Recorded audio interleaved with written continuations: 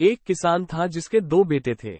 वो बहुत ही आलसी और निकम्मे थे। वो अपने पिता को कामकाज में हाथ बटाने के बजाय आलस किया करते थे, इधर उधर घूमते फिरते थे।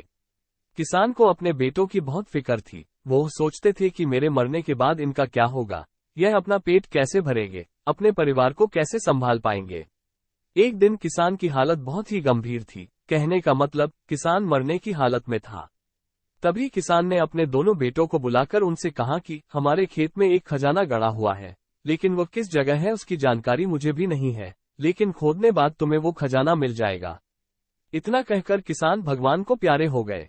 खजाने की खबर सुनकर दोनों बेटों के मन में लालच आ गया और वो दोनों खेत पर चले गए और खेत को खोदने लगे। खजाने के लालच में कुछ ही दिनों में पूरे खेत को खोदने के बाद वो घर जाकर बैठ गए और वह अपने पिता को कोसने लगे। इसी तरह कुछ महीने बीत गए और वर्षा ऋतु का आगमन हुआ।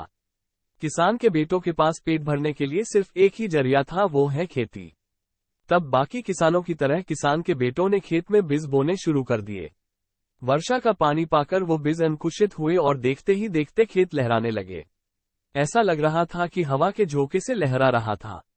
ये देखकर किसान के बेटे बहुत खुश हो गए। उनको समझ आ गया कि परिश्रम ही सच्चा धन होता है और वो उसी तरह से अपने पिता के शब्दों का मोल भी